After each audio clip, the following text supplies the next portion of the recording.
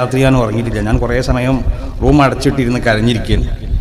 കാരണം ചില ഇതുപോലുള്ളൊരു സ്ഥാനത്ത് ഞാൻ എത്താനുള്ള ചില പ്രത്യേക കാരണങ്ങൾ ആലോചിക്കുമ്പോഴാണ്. ഒന്ന്, എൻ്റെ ഈ തലയിൽ ഒരുപാട് സമസ്ത കേരള ജമിയത്തുൽ ഉലമയുടെ മഹാന്മാരാകുന്ന നേതാക്കന്മാർ മന്ത്രിച്ചു കൂടിയിട്ടുണ്ട്. സമസ്ത കേരള ജമിയത്തുൽ ഉലമയുടെ മുൻകാല പ്രസിഡന്റ് ബഹുമാനപ്പെട്ട അബ്ദുൽ ബാരി തങ്ങളടക്കമുള്ള പലരും ഞങ്ങളെ വീട്ടിൽ വരുമ്പോൾ വാപ്പ അവരെ കൊണ്ട് എന്നെ മന്ത്രിച്ചു ചോദിക്കലുണ്ട്. ഒന്നത്. എങ്കിലും ഞാൻ പ്രധാനപ്പെട്ട കിതാബുകളൊക്കെ ഉസ്താദിൻ്റെക്ക് ഓതിയിട്ടുള്ളത്. അബുൽ ബുശ്റാ കുഞ്ഞി മുസ്ലിം ഉസ്താദ് എന്നും എന്നെ പറ്റി പറയാത്തൊരു ദിവസമില്ല. എന്നോടല്ല, ആ നാട്ടിലുള്ള ഓരോരുത്തരോടും എന്നെ പറ്റി പറയും. കിതാബ് ഓതുമ്പോഴൊക്കെ കുട്ടികളോട് പറയും, ഇടങ്ങൾക്കാർക്ക് ഇത് ഓതി തന്നാൽ മനസ്സിലാവില്ല, അതൊക്കെ പ്രധാനപ്പെട്ട കിതാബുകളൊക്കെ ഓതുമ്പോൾ അത് തങ്ങൾക്ക് മനസ്സിലാവുള്ളൂ. അങ്ങനെ മാത്രമല്ല, മൂപ്പർ അന്ന് ചെല്ലിയ ഒരു വരി പദ്യമുണ്ട്. അസ്ബത്തു കഫി ദുനിയാ വഉഖറാ ബഖീറത്തി ലൗ ഹഖഖ റഹ്മാനു മാ കുൻത റാജിയ. അത് അവരിൻ്റെ അൽഫമൽ മൂപ്പർ എഴുതി വെച്ചൊരു വരിയാണ്. ദുനിയാവിലും ആഖിറത്തിലും എൻ്റെ ഒരു സൂക്ഷിപ്പ് സ്വത്തായിട്ടാണ് നിങ്ങളെ ഞാൻ വിചാരിക്കുന്നത്. ലൗ ഹഖഖ റഹ്മാനു മാ കുൻതു റാജിയ. ഞാൻ ആഗ്രഹിക്കണ ഒന്നിനെ അല്ലാഹു സഫലമാക്കി തരികയാണെങ്കിൽ ഞാൻ ആ വാക്ക്, ഉസ്താദിൻ്റെ ആ വാക്ക് ഇങ്ങനെ ആലോചിച്ചുകൊണ്ട് ഇന്നലെ രാത്രി ഒരുപാട് കരഞ്ഞിട്ടുണ്ട്. പിന്നെ ഒരിക്കലും എൻ്റെ കൈ പിടിച്ചു നോക്കി, എൻ്റെ കയ്യിലുള്ളതായ ഒരു രേഖ ഉണ്ട്. കയ്യിൽ ചില രേഖകളൊക്കെ ഉണ്ട്. ഈ രേഖകളൊന്നും വെറുതെ അല്ല, ഇതിനൊക്കെ ചില ആസാറുകൾ, ഇതിനൊക്കെ ചില അർത്ഥങ്ങളുണ്ട്. ബഹുമാനപ്പെട്ട ശൈഖുനാ ശംസുൽ ഉലമ ബുഖാരി ഓതുമ്പോഴൊക്കെ ചില ഹദീസുകൾ ഓതുമ്പോഴൊക്കെ അത് പറയലുണ്ട്. അപ്പോൾ അതിൽ നിന്നുള്ളൊരു രേഖ നോക്കിയിട്ട് എന്നോട് പറഞ്ഞു, ഈ രേഖ ഇവിടുന്ന് ഇങ്ങോട്ട് കടന്നാൽ നിങ്ങൾക്കൊരു പ്രസിദ്ധി ഉണ്ടാവും. അത് ഞാൻ ആലോചിച്ച് കരഞ്ഞു ഇന്നലെ. ബഹുമാനപ്പെട്ട കണ്ണിയത്ത് ഉസ്താദിൻ്റെ ഒരു ദുആ ഉണ്ട്, ബാറക്കല്ലാഹു ഫീ ഇൽമിക.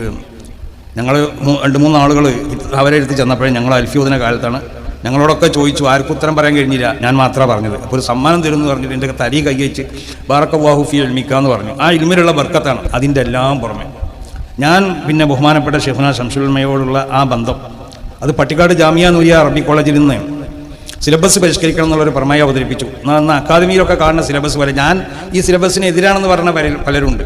ഈ അക്കാദമിയിലോ ഇവിടെയൊക്കെയുള്ള സിലബസിന് എതിരാണെന്ന് ഞാൻ പറയുന്ന പലരുണ്ട്. അന്ന് പട്ടിക്കാട് ജാമിയ നൂരിയിൽ നിന്ന് അങ്ങനെ ഒരു സിലബസ് പരിഷ്കരിക്കണം എന്നുള്ള പ്രമേയം അവതരിപ്പിച്ചു.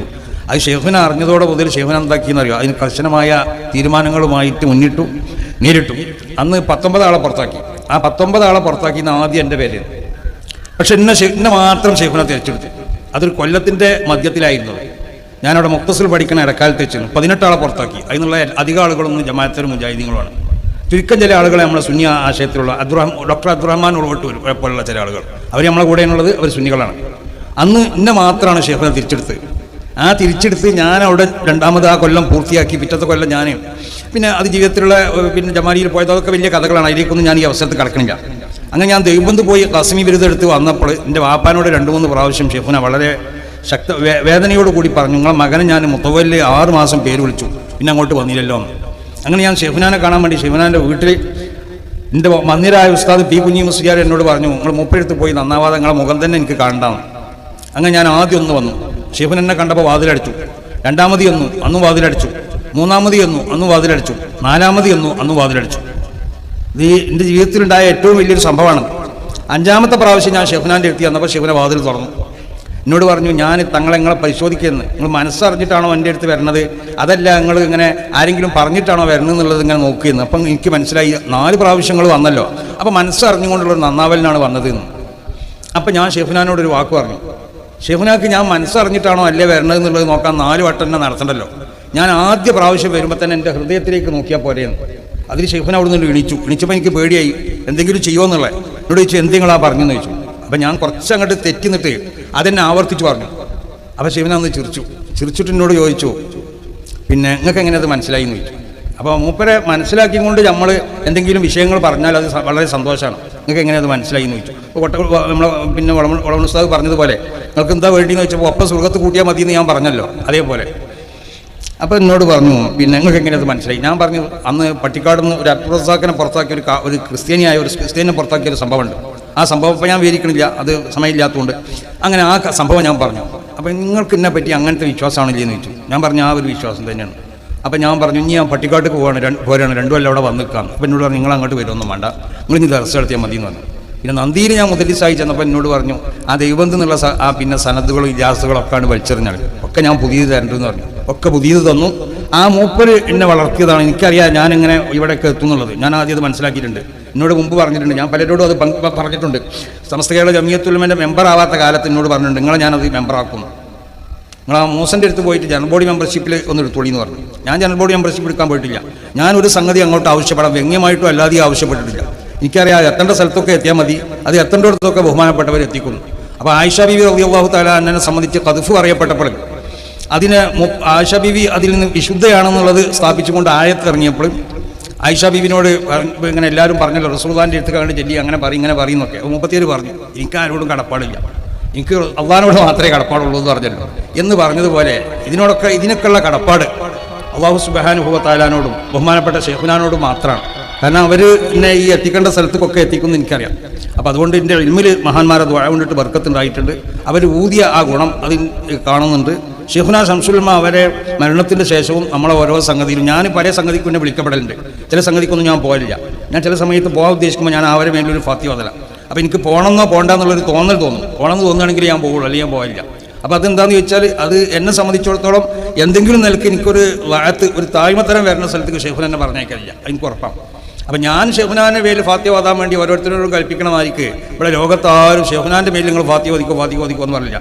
എൻ്റെ ഗറോഫിൽ ആയിരക്കണക്കിന് ഫാത്തിഹകളാണ് ശൈഖുനാക്ക് ഓരോ ദിവസവും കിട്ടിക്കൊണ്ടിരിക്കുന്നത്. ഞാൻ എന്നും ശൈഖുനാൻ്റെ മേൽ ഫാത്തിഹ ഓതലുണ്ട്. അപ്പോൾ ആ നിലക്ക് അവരെ വളരെയധികം ബഹുമാനിക്കുകയും ആദരിക്കുകയും ചെയ്തു. അതിനൊരു പ്രതിപകാരം എന്നുള്ള നിലക്ക് മൂപ്പര നിയന്ത്രണത്തിലാണ് ഞാൻ ഇന്നുള്ളത്. അതിൻ്റെ ഒരു വളർച്ചയാണ് ഇവിടെ ഒക്കെ കണ്ടുകൊണ്ടിരിക്കുന്നത്. ബഹുമാനപ്പെട്ട ഉമർ ഫൈദി സൂചിപ്പിച്ചതുപോലെ ഇതൊക്കെ എന്ന് പറഞ്ഞാൽ മഹാന്മാരോടുള്ള കുരുത്തം, അവർക്കുള്ള സ്നേഹം, അവരെ ആദരവ്, അവർ നമ്മളെ വളർത്തിക്കൊണ്ടിരിക്കും, നമ്മളെ എത്തേണ്ടടുത്ത് എത്തിച്ചുകൊണ്ടേയിരിക്കും. അപ്പോൾ ഇത് ഒരു വലിയതായൊരു സ്ഥാനമാണ് എന്നിലേക്ക് അർപ്പിക്കപ്പെട്ടുള്ളതെന്ന് നമുക്കൊക്കെ അറിയാം. ഇത് അറിയിക്കുന്നതായ എല്ലാ പ്രൗഢിയോട് കൂടിയിട്ട് അതിനെ നടത്തിക്കൊണ്ടുപോകാനുള്ളതായ തൗഫീഖ് എനിക്കുണ്ടാവണം. അതിനുവേണ്ടി എല്ലാവരും ദുആ ചെയ്യുക. റസൂലുള്ളാഹി സ്വല്ലല്ലാഹു അലൈഹി വസല്ലം ഖൈബർ യുദ്ധത്തിൻ്റെ അന്ന് പറഞ്ഞു, ല ഉഅതി അന്ന റായത റജുലൻ യുഹിബ്ബുഹുല്ലാഹു വറസൂലുഹു. നാളെ കൊടി ഞാൻ കൊടുക്കും, ഈ യുദ്ധത്തിൻ്റെ നേതൃത്വം ഞാൻ ഏൽപ്പിക്കും അള്ളാഹു റസൂലും ഇഷ്ടപ്പെടുന്ന ഒരാൾക്ക്. രാവിലെ എല്ലാ സഹാബത്തും വന്ന് ലൈനൊന്നും ചെയ്യും, എനിക്കാണ്. അപ്പോൾ റസൂൽ ചോദിച്ചു, അലി എവിടെയാടോ? അപ്പോൾ മുമ്പൊരു സുഖമില്ലാതെ കിടക്കുകയാണെന്ന് പറഞ്ഞു. കാരണം എന്തുകൊണ്ട് ഞങ്ങൾക്ക് ആർക്കെയും തന്നാളി എന്നുള്ള ആൾക്ക്. റസൂൽ പറഞ്ഞു, അത് പോരാ, അവനെ പോയി വിളിച്ചുകൊണ്ടിരുന്നു. അലി റളിയല്ലാഹു അൻഹുവിനെ വിളിച്ചോടുന്നു. മൂപ്പരെ കണ്ണിൽ ചെങ്കണ്ണുണ്ടെന്ന് റസൂൽ തുപ്പി അതിനെ തടഞ്ഞു. അത് അപ്പം തന്നെ സുഖമായി അലി റളിയല്ലാഹു അൻഹുവിനെ നേതൃത്വം ഏൽപ്പിച്ചു. എന്നതുപോലെ ഞാൻ എന്നോട് ചോദിക്കുന്നവരോടൊക്കെ പറയുന്നത് ഷെയ്ഖുനാനെ അങ്ങോട്ട് ഇഷ്ടപ്പെടുകയും ഷെയ്ഖുന അങ്ങോട്ട് ഇഷ്ടപ്പെടുകയും ചെയ്യുന്നതായ ഒരാളെ കയ്യിൽ സമസ്തൻ്റെ പ്രസിഡന്റ് സ്ഥാനം വരും. പലരോടും ചോദിച്ചാലറിയാം, എന്നോട് ചോദിച്ചവരോടൊക്കെ ഞാൻ അങ്ങനെ പറഞ്ഞിട്ടുണ്ട്. അപ്പോൾ അത് ഷെയ്ഖുന അങ്ങോട്ടും ഇഷ്ടപ്പെടുന്നുണ്ട്, ഷെയ്ഖുന അങ്ങോട്ടും ഇഷ്ടപ്പെടുന്നുണ്ട് എന്നുള്ളത് സമസ്തൻ്റെ പ്രസിഡന്റ് ആയപ്പോൾ ഇപ്പോൾ മനസ്സിലായല്ലോ, അതേ പറയാനുള്ളൂ. അപ്പോൾ അതൊരു വല്ലാത്തൊരു ഇഷ്ടം തന്നെയാണ്. ഞാൻ മൂപ്പരെ മനസ്സിലാക്കിയിട്ടുണ്ട് ആരാണെന്നുള്ളത്. അത് ഞാൻ എല്ലാ സ്ഥലത്തും പറയലുണ്ട്. ഞാൻ വളരെ വ്യക്തമായി പറയേണ്ടത്, കേരളത്തിൽ ഔലിയാക്കന്മാർ പലതും ഉണ്ടായിട്ടുണ്ട്. ഇവരെ ഈ ദറജ എത്തിക്കണ ഒരു വലിയ ഇതൊന്നും എല്ലാവർക്കും മനസ്സിലായിക്കൊണ്ടിരിക്കണം. ഇൽമിൽ ഒരുപാട് ആലിമീങ്ങൾ ഇവിടെ ഉണ്ടായിട്ടുണ്ട്. പക്ഷേ ഷെയ്ഖുനാൻ്റെ ഇൽമിനോട് കടപിടിക്കാൻ പറ്റുന്നതായ ഒരു ആലിം ഇവിടെ കേരളത്തിൽ ഉണ്ടായിട്ടില്ല. അതൊട്ടുണ്ടാവില്ലല്ലോ, അതിൽ യാതൊരു സംശയമില്ല. പക്ഷേ അവരിവിടെ കാണിച്ചു തന്ന ഈ പാത ഉണ്ടല്ലോ, ആ പാതയിൽ കൂടി ഈ പ്രസ്ഥാനത്തിനെ സഞ്ചരിപ്പിക്കാൻ നമുക്കൊക്കെ കഴിയും. അതാണ് ഷെയ്ഖുന പറഞ്ഞത്, നികത്താനാവാത്ത നഷ്ടം എന്ന് പറയാൻ പാടില്ല എന്ന്. ആ പാതയിൽ കൂടി ഇതിനെ സഞ്ചരിപ്പിക്കുക, അവരുടെ റൂട്ടിൽ കൂടി നമ്മൾ സഞ്ചരിപ്പിക്കുക, അത് നമുക്ക് കഴിയും, യാതൊരു സംശയമില്ല. അപ്പോൾ സമസ്ത കേരള ജമിയത്തുൽ ഉലമ എന്നുള്ളത് അത് ഉത്തരോത്തരം അത് വളർന്ന് അത് വലിയൊരു പ്രസ്ഥാനമായിക്കൊണ്ട് ഈ മുസ്ലിം ഉമ്മത്തിനിക്ക് താങ്ങും തണലും ആയിക്കൊണ്ട് ഖിയാമത്ത് നാൾ വരെ ഇവിടെ നിലനിൽക്കും. മഹാന്മാർ പറയുന്നത് പോലെ ഈ കൊടി അതിനെ ഏൽപ്പിക്കേണ്ടതായ മഹാന്മാരിലേക്ക് ഈ കൊടി നമ്മൾ ഏൽപ്പിക്കുകയും ചെയ്യും, യാതൊരു സംശയമില്ല. അതിന് അല്ലാഹു സുബ്ഹാനഹു വ തആല ഈ പ്രസ്ഥാനത്തിനും ഈ പ്രസ്ഥാനത്തിനെ നയിക്കുന്നതായ മഹാന്മാരാകുന്ന അതിൻ്റെ നേതാക്കന്മാർക്കും അതിൻ്റെ പണ്ഡിതന്മാർക്കും അതിനോട് ബന്ധപ്പെട്ട എല്ലാവർക്കും അല്ലാഹു അതിന് തൗഫീഖ് ചെയ്യട്ടെ. അധികാരമൊക്കെ എന്ന് പറഞ്ഞാൽ നമ്മൾ ചോദിക്കാതെ അധികാരം നമ്മളെ കയ്യിലേക്ക് വന്നാൽ അല്ലാഹുവിൻ്റെ സഹായം ഉണ്ടാവുന്നു. റസൂൽ സല്ലല്ലാഹു അലൈഹി വസല്ലമ തങ്ങൾ വളരെ വ്യക്തമായ നിലക്ക് പ്രഖ്യാപിച്ചതാണ്. ഇത് ആരോടും ആവശ്യപ്പെട്ടിട്ട് കിട്ടിയതല്ല ഈ മഹത്താവുന്ന പദവി. ഇതൊരു മഹത്തായ പദവി തന്നെയാണ്, അതിൽ സംശയമില്ല. അപ്പം ഞാൻ സന്തോഷം കൊണ്ട് കരയലാണ് എനിക്കിപ്പോൾ വരേണ്ടത്. ഇപ്പോഴെന്നല്ല, ഇത് ഏറ്റെടുത്ത ആ സമയം മുതൽ എനിക്ക് എപ്പോഴും കരച്ചിലാണ് വരേണ്ടത്. കാരണം എന്തുകൊണ്ട് ഞാൻ ആവശ്യപ്പെടാതെ, ഞാൻ ഒരു നിലക്കും ആവശ്യപ്പെട്ടിട്ടില്ല ഈ ഒരു സ്ഥാനങ്ങളും. അത് ആവശ്യപ്പെടാതെ കിട്ടിയതുകൊണ്ട് അള്ളാഹുവിൻ്റെ ജാനിബിൽ നിന്നുള്ള പ്രത്യേക തൗഫീഖും സഹായമൊക്കെ ഉണ്ടാവും എന്നുള്ള കാര്യത്തിൽ യാതൊരു സംശയമില്ല. മശായിഖന്മാർക്കുള്ളതായ തെർബിയത്തും അവർക്കുള്ളതായ പ്രത്യേക മദതൊക്കെ ഉണ്ടാവും എന്നുള്ള കാര്യത്തിനും യാതൊരു സംശയമില്ല. എല്ലാവരോടും പറയാനുള്ളത്, സമസ്ത കേരള ജമിയത്തുൽ ഉലമ എന്ന് പറഞ്ഞ ഈ മഹത്താവുന്ന പ്രസ്ഥാനം അതിൻ്റെ പിന്നിൽ അണിനിരക്കുക, അത് വരച്ച് തന്ന ആ റൂട്ടിൽ കൂടി മാത്രം സഞ്ചരിക്കുക. അതിൻ്റെ അപ്പുറത്തേക്കും പോകാൻ പാടില്ല, ഇപ്പുറത്തേക്കും പോകാൻ പാടില്ല.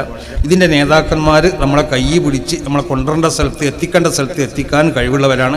ബഹുമാനപ്പെട്ട വരക്കൽ മുല്ലക്കോയ തങ്ങളും. ഞാൻ പറഞ്ഞല്ലോ, ഷെയ്ഖുനാനോട് നിങ്ങൾ ഒപ്പം സ്വർഗത്തിൽ കൂട്ടുകയാണ് നമുക്ക് ആവശ്യം. ഒപ്പം സ്വർഗത്തിലേക്ക് നമ്മളെ കൈ പിടിച്ച് കൊണ്ടുപോകാൻ എല്ലാ നിലക്കും പറ്റണതായ മഹാനാണ് ബഹുമാനപ്പെട്ട ഷെയ്ഖുനാ ശംസുൽ ഉലമ ഖദ്ദസുല്ലാഹ്.